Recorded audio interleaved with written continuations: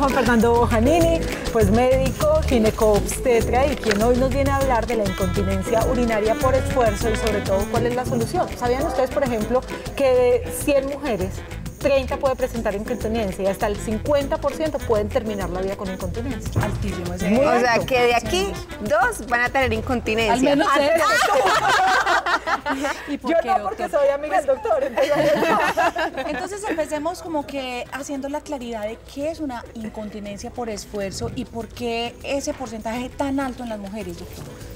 La incontinencia por esfuerzo es una situación que se presenta en las mujeres, sobre todo en aquellas que después de los partos han tenido parto por vía vaginal, y eso hace que los ligamentos y los tejidos de la pelvis se relajen y se cae la vejiga, y por eso cuando la mujer hace algún esfuerzo se sale la orina.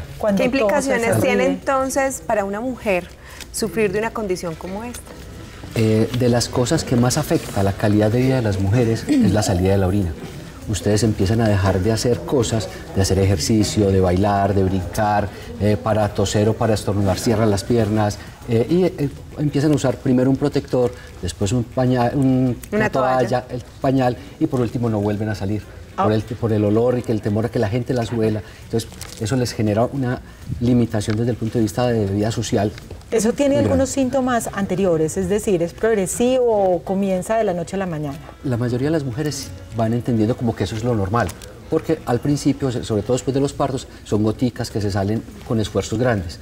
Eso va progresando en el tiempo y en la medida que eso va avanzando, pero ya lo asumieron como normal y generalmente no consultan por eso, se aguantan. Yo estoy aquí tratando de hacer memoria, como con este tema de la incontinencia. Esto no era una cirugía que era como muy traumática, que ponían una especie de malla que sostenía y que era muy incapacitante, pero dolorosa, incapacitante. Aún ese tipo de cirugía se sigue haciendo y siguen pues siendo como la solución para la incontinencia. Se supone que en este momento ese es el procedimiento estándar para la incontinencia urinaria de esfuerzo. Es poner una malla para subir la vejiga que la sostenga, para que al hacer esfuerzo no se caiga y se salga la orina. Cada vez hay más resistencia a poner las mallas, porque los efectos a largo plazo son muy grandes. O se sale la malla, produce infecciones urinarias, molesta. Entonces, cada vez la tendencia es a ser menos invasivo. En medicina y ginecología no podía ser la excepción. Entonces, por eso la tendencia es a usar otro tipo de procedimientos en los que no haya que llevar a cirugía a las pacientes. Antes de mencionar ese tipo de procedimientos, doctor, yo quiero saber a qué edad es normal o es frecuente que se presente una incontinencia urinaria de esfuerzo. ¿Esto es de mujeres adultas o de mujeres jóvenes? Lo que pasa es que hay varios tipos de incontinencia. Hay una incontinencia que es de esfuerzo, que es esta de la que estamos hablando, que generalmente es porque la vejiga se cae por la relajación del piso pélvico como consecuencia de los partos. Hay otro tipo de incontinencia que es la que llama de urgencia, que es la paciente que no alcanza a llegar al baño. Y esa tiene que ver algo como con irritación del músculo de la vejiga o por infecciones urinarias. Entonces, la que es de esfuerzo generalmente tiene que ser después de los partos. Entonces, ahora, mujeres después de los 20 años. Hemos hablado que es después de los partos naturales, es decir, que las mujeres que han tenido cesárea no pueden presentar esta incontinencia por esfuerzo. Tienen menos riesgo, pero no están Pero el embarazo exentas. como tal puede predisponer a la relajación del piso pélvico. Ahora Esas sí 2 de hablemos... 3 se reduce entonces porque yo tuve Aleja por Y yo cesárea. también los dos por cesárea. Yo no he tenido hijos, yo no he tenido hijos. O sea que las tres Doctor, hablemos entonces ya específicamente de este procedimiento que usted nos decía que hay tratamientos innovadores, menos invasivos y con mejores resultados para el tratamiento de la incontinencia urinaria de esfuerzo. ¿Cuáles son estos? Todo lo que ha ido pasando en el tiempo con las mallas y con los tratamientos que tradicionalmente hacíamos ha llevado a la gente que investiga a desarrollar otro tipo de procedimientos, y estamos hablando de un procedimiento con láser en el consultorio, que es un procedimiento que es no invasivo, se hace a través de la vagina con un láser que por efecto de calor hace que se contraiga el colágeno que existe, que se genere colágeno nuevo, y eso ubica la vejiga en su sitio para evitar que salga la orina y se controle la incontinencia. O sea, la paciente no necesita anestesia, no le va a doler, no la chuzan por ninguna en el parte. consultorio, o sea, no es una técnica que sea ¿Es ambulatorio? invasiva. Ambulatorio. Son 3 sesiones, dura más o menos 15-20 minutos cada sesión. Es una ya 3 semanas y a las 3 semanas la otra. Ahora no es un láser cualquiera, me imagino que es un láser especial para este tipo de procedimientos. Es un equipo que viene de Eslovenia, que es la última tecnología que hay para ese tipo de procedimientos, por el tipo de láser que se usa, la generación de calor que hace que el colágeno se forme y se ubique la vagina. La persona que se hace este tipo de procedimientos, doctor, ¿puede ir a trabajar al otro día o necesita algún tipo de incapacidad? Ahí mismo que termina el procedimiento, se levanta de la camilla y sale a hacer su vida común y corriente. ¿En cuánto tiempo el paciente nota mejoría frente a esta incontinencia? Inmediatamente, empieza a notar los resultados, inmediatamente se termina el tratamiento y obviamente como el colágeno se va formando en el tiempo, a medida que va avanzando, el tratamiento va mejorando. Aquí estamos viendo una ilustración justamente de lo que es la aplicación de este láser, doctor.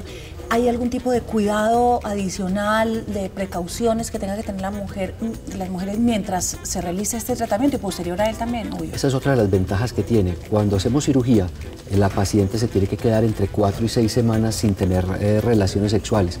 Pero con este tipo de procedimientos, la paciente la única limitación que tiene es dejar de tener relaciones sexuales por 3 días y no más. Son solo 3 días. Después de esto, me imagino que la paciente, como en todo en la vida, hay que seguir haciendo esos ejercicios de, ¿cómo se llaman? Los de Kegel. Yo iba a decir Kipling.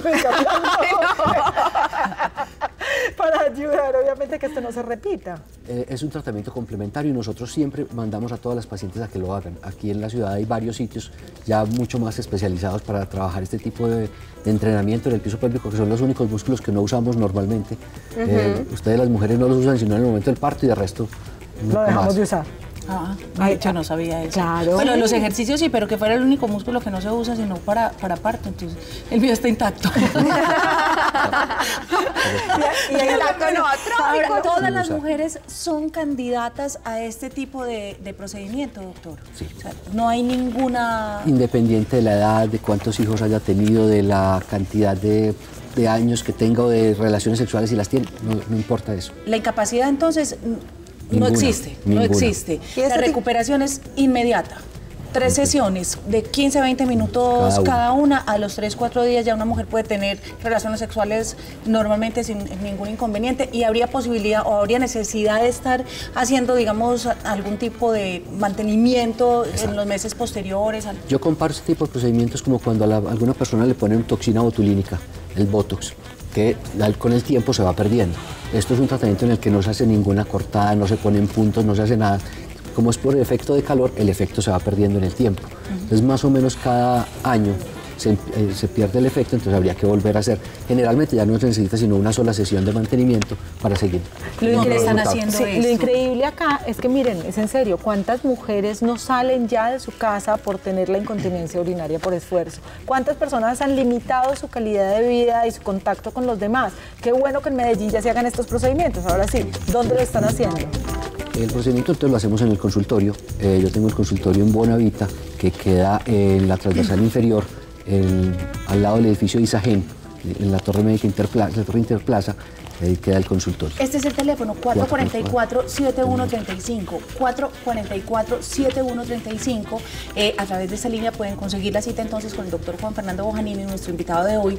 Yo quería preguntarles a una mujer que ha tenido alguna cirugía previa de este tipo, que una reconstrucción, exacto, puede someterse a este procedimiento. En principio sí, ya habría que evaluar cada caso individual a ver qué tipo de procedimiento, qué contraindicación pudiera tener para hacerlo, pero en principio no tendría ninguna contraindicación. Y la última preguntita, doctor, este láser que se ve que es innovador, ¿sirve para otro tipo de condiciones diferentes a la incontinencia urinaria de esfuerzo? Sí. Tiene muchísimas ventajas, no solo desde el punto de vista estético, sino también funcional, porque corrige, por ejemplo, cuando a una mujer se le cae el útero, la matriz, se le cae el recto, también podemos hacer un tratamiento similar.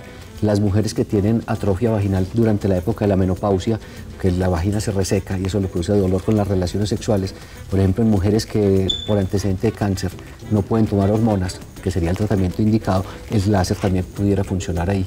Y ya en otras cosas, pues aparte estética, por ejemplo, para tratamientos de ronquido, también funciona supremamente bien. Bueno, yo qué pena, doctor, pero me voy a atrever en nombre de varias televidentes a pedirle que las que llamen y digan que son de las 3 gracias, y sacan como un descuentico. Tienen un 25% de descuento si las quieren llamar esta semana.